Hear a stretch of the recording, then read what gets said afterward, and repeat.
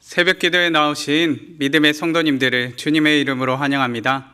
이 시간 마음 모아 샘물의 기도를 하나님께 드립니다. 마음 모아 샘물의 기도를 하나님께 드립니다. 먼저 우리의 믿음을 고백합니다. 내가 만일 내 입으로 예수를 주로 시인하며 또 하나님께서 그를 죽은 자 가운데서 살리신 것을 내 마음에 믿으면 구원을 받으리라. 아멘. 사랑하는 주님, 예수님이 나의 구원자이시며 부활의 주님이심을 고백합니다. 고백에 합당한 삶을 살아가는 우리가 되게 하옵소서. 교회와 예배를 위해 기도합니다. 깊도다 하나님의 지혜와 지식에 풍성하며 그의 판단은 헤아리지 못할 것이며 그의 길은 찾지 못할 것이로다. 아멘. 찬양과 예배를 받으시기에 합당하신 주님, 매주 우리가 드리는 예배가 복음의 감격으로 드리는 예배가 되게 하옵소서. 예배를 통해 삶이 회복되게 하시고 일상의 자리에서 삶의 예배자로 살아가게 하옵소서. 목장과 VIP를 위해 기도합니다. 즐거워하는 자들과 함께 즐거워하고 우는 자들과 함께 울라. 아멘. 우리에게 목장을 선물해 주신 주님, 목장 안에서 진정한 성도의 교제가 이루어지게 하옵소서.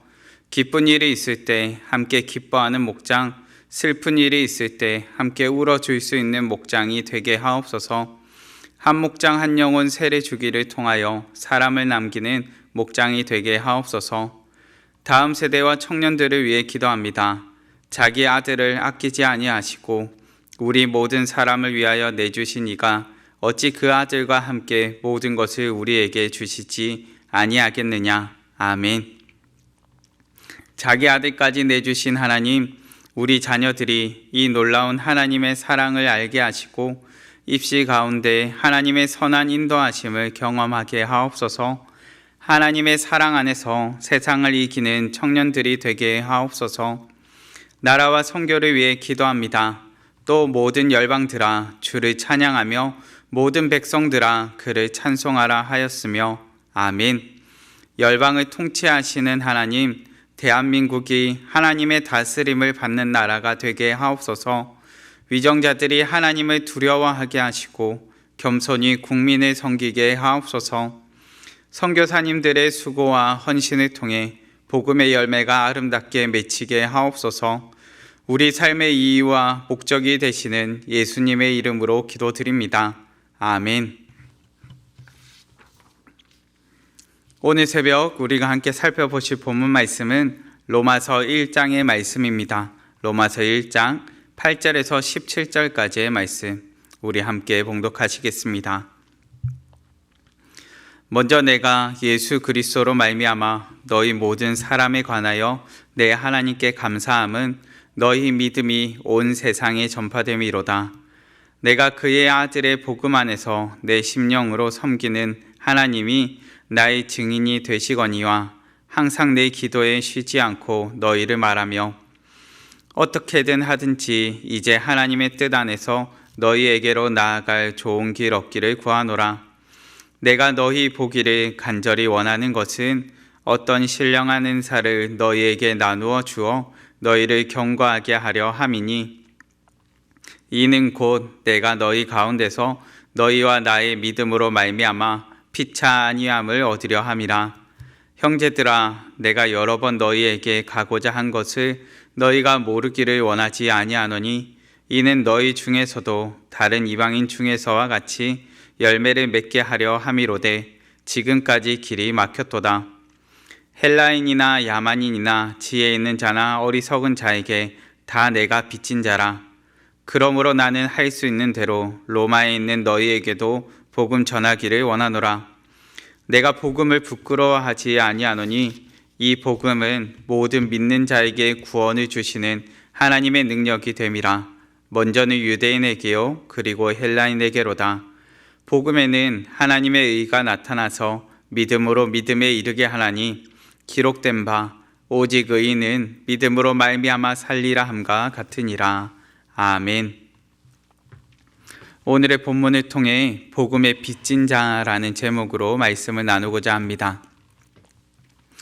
오늘의 사는 우리는 빚을 지는 것을 좋아하는 사람은 아무도 없습니다. 빚졌다는 것을 자랑할 사람도 없습니다. 그런데 우리의 인생 가운데는 꼭 져야만 하는 빚이 있습니다.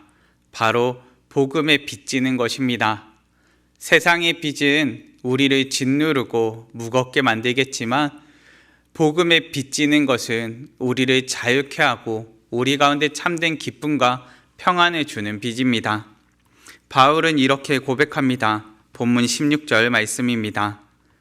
내가 복음을 부끄러워하지 아니하노니 이 복음은 모든 믿는 자에게 구원을 주시는 하나님의 능력이 됨이라. 아멘.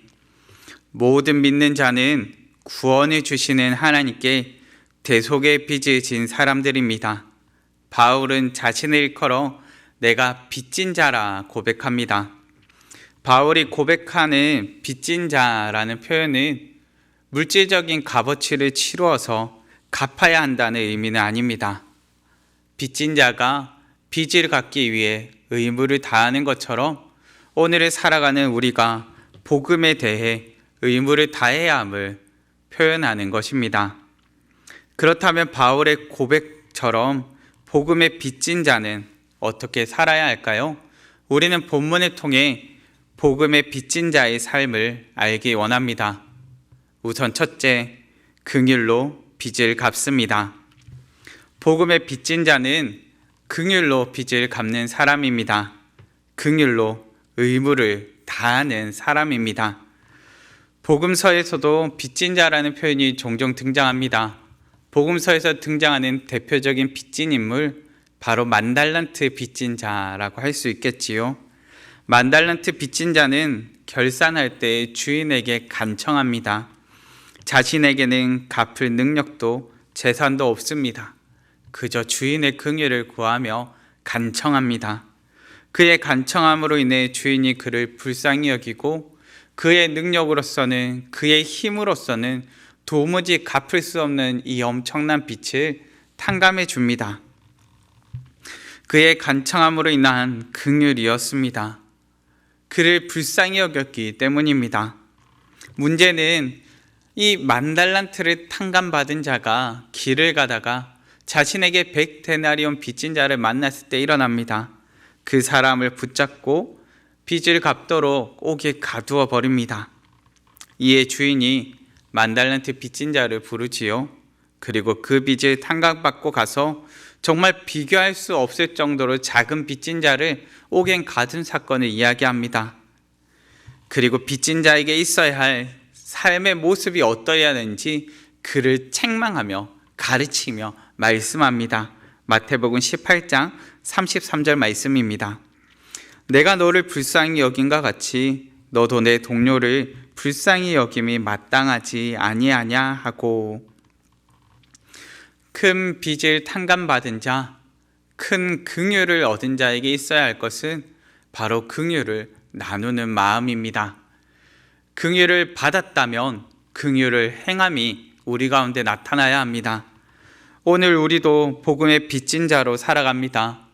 마치 만달란트 빚진 사람처럼 도무지 갚을 수 없는 어마어마한 무게를 짊어지고 사는 것입니다. 그런데 우리로서는 감당할 수 없는 이 엄청난 무게, 이 엄청난 것을 복음으로 말미암아 우리 가운데 대속의 역사, 대신 값을 치러주시는 놀라운 은혜를 경험케 하십니다. 우리는 큰 긍휼을 얻은 자로서 오늘을 사는 것입니다. 우리의 힘으로서는 어떻게 해볼 수도 없고 우리의 능력으로서는 해결할 수도 없는 그 큰 긍휼을 우리가 오늘을 살아가며 이렇듯 얻어서 살아가는 것입니다. 복음의 빚진 자들, 도무지 감당할 수 없는 큰 긍휼을 얻은 자로 오늘을 삽니다. 그런 우리에게 있어야 할 삶의 자세는 받은 긍휼을 나누는 것입니다. 본문 11절 말씀에는 이와 같이 기록합니다. 내가 너희 보기를 간절히 원하는 것은 어떤 신령한 은사를 너희에게 나누어 주어 너희를 경고하게 하려 함이니. 아멘. 바울은 너무나 간절히 로마에 있는 성도들을 만나기를 원했습니다. 그 이유는 로마에 있는 성도들이 견고하게 세우기 원했기 때문입니다. 성도 여러분, 긍휼의 마음을 가진 사람은 하나님 앞에서 자신만 아니라 함께 바로 서길 원하는 사람입니다. 자신만 생각하는 사람이 아니라 믿음의 공동체를 생각하며 믿음의 공동체를 함께 세우길 원하는 사람입니다. 받은 긍휼을 나누는 사람이요, 그 받은 긍휼을 믿음의 공동체 안에서 사랑과 섬김과 아름다운 손길로 더해가는 사람입니다. 믿음의 성도님들, 오늘을 사는 우리가 그러하길 바랍니다. 복음의 빚진 자로 받은 긍휼을 믿음의 공동체 가운데 풍성하게 나누는 우리가 되길 간절히 바랍니다. 우리는 복음의 빚진 자에 대해서 살펴보고 있습니다. 먼저는 긍휼로 믿음의 공동체를 세우는 자임을 알게 됩니다. 믿음의 공동체를 향한 의무를 알았다면 이제 믿음의 공동체를 넘어 교회 공동체를 넘어 세상을 향해 시선을 돌리게 됩니다. 이것이 빚진 자의 두 번째 삶의 모습입니다. 둘째, 전함으로 빚을 갚습니다. 성도 여러분, 복음의 빚진 자는 복음을 선포하고 가르치며 전하는 사람입니다. 본문 14절과 15절 말씀입니다. 헬라인이나 야만인이나 지혜 있는 자나 어리석은 자에게 다 내가 빚진 자라.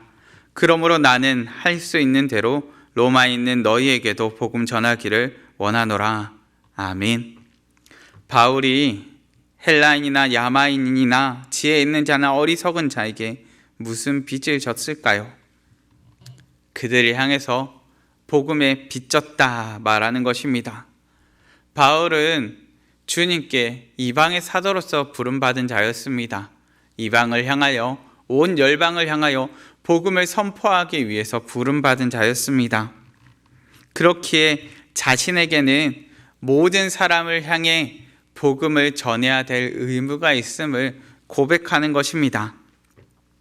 주님께서 바울에 대해 이렇게 말씀하시지요. 사도행전 9장 15절 말씀입니다. 주께서 이르시되 가라, 이 사람은 내 이름을 이방인과 임금들과 이스라엘 자손들에게 전하기 위하여 택한 나의 그릇이라. 아멘. 바울은 주님께 이스라엘을 넘어 이방인에게도 복음을 전하기 위하여 택한 받은 그릇이었습니다. 그렇기에 바울에게는 헬라인이나 야만인이나 지혜 있는 자나 어리석은 자나 그들 모두에게 복음을 전해야 할 의무가 있다 표현한 것입니다. 바울은 왜 자신을 빚진 자라고까지 표현하면서 복음을 전하기를 원했을까요? 바울은 이렇게 고백합니다. 그리스도의 사랑이 우리를 강권하시는 도다. 아멘. 그리스도의 대속의 사랑에 사로잡히니 복음을 전하지 않고는 참을 수 없고 복음을 전하지 않고는 견딜 수 없는 것입니다. 성도 여러분, 우리가 이러하길 바랍니다. 그리스도의 사랑에 붙들려 복음을 전하지 않고는 견딜 수 없는 우리가 되길 바랍니다.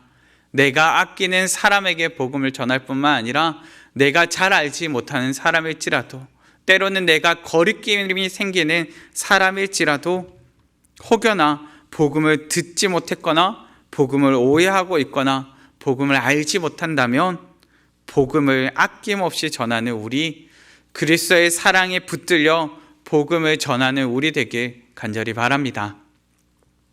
우리는 본문을 통해 복음의 빚진 자는 어떻게 살아야 하는지에 대해서 살펴보고 있습니다. 복음의 빚진 자는 복음을 대하는 삶의 모습부터 다릅니다. 복음을 전하며 살지만 여기서 한 걸음 더 나아갑니다. 이어서 살피게 되는 삶의 모습, 마지막 셋째, 자랑으로 빚을 갚습니다. 복음에 빚진 사람은 복음을 전하는 데서 한 걸음 더 나아가 복음을 자랑하는 사람입니다. 본문에는 이와 같이 기록합니다. 16절과 17절 말씀입니다. 내가 복음을 부끄러워하지 아니하노니 이 복음은 모든 믿는 자에게 구원을 주시는 하나님의 능력이 됨이라. 먼저는 유대인에게요 그리고 헬라인에게로다. 복음에는 하나님의 의가 나타나서 믿음으로 믿음에 이르게 하나니 기록된 바 오직 의인은 믿음으로 말미암아 살리라 함과 같으니라. 아멘. 우리는 오직 믿음으로 구원받습니다. 이 놀라운 믿음은 복음을 들음에서 납니다. 그렇게 이것은 주저하며 부끄러워할 것이 아니요 기뻐하며 증거하고 자랑해야 할 일이 됩니다. 성도 여러분, 모든 사람에게 구원을 주시는, 모든 믿는 자에게 구원을 주시는 이 기쁜 소식을 우리가 자랑하고 전하는 자녀가 되길 바랍니다. 오늘 우리에게는 자랑해야 될 일들이 참 많죠. 갓난아기를 키우는 부모에게는 아기가 뒤집기를 하거나 아기가 서서 걷기 시작하는 것이 자랑이 됩니다. 엄마 아빠를 말했다는 것도 자랑이 되죠. 대학에 입학하거나 취업이 된다면 이 또한 자랑이 됩니다. 하다못해 일상을 살아가는 우리에게는 우리가 다녀온 맛집이나 우리가 보아왔던 아름다운 경치조차 우리의 자랑거리가 됩니다. 내가 자랑해야지 하면서 자랑하는 경우도 있지만 어떤 경우에는 자연스럽게 자랑이 묻어나옵니다. 자연스러운 대화 가운데 삶의 이야기들 가운데서 풍겨 흘러나오는 것입니다. 복음을 자랑하는 우리의 입술이 이러하길 바랍니다. 자연스러운 삶의 대화 가운데서 마치 그리스도의 사랑이 자연스럽게 흘러나오길 바랍니다. 내가 경험한 은혜의 순간, 내가 경험한 그 놀라운 사랑 가운데 그 감격함이 자연스럽게 자랑되어지길 바랍니다. 우리는 세상에 빚진 자가 아니요 복음에 빚진 자들입니다. 복음을 자랑하는 것을 부끄러워하지 않기에 우리의 입술 가운데 복음의 아름다운 이야기가 흘러넘치기를 바랍니다. 말씀을 정리하겠습니다. 우리는 본문을 통해 복음에 빚진 자는 어떻게 살아가는지를 살펴보았습니다. 복음에 빚진 사람은 자신이 얼마나 큰 사랑과 큰 긍휼을 힘입은 자인지를 압니다.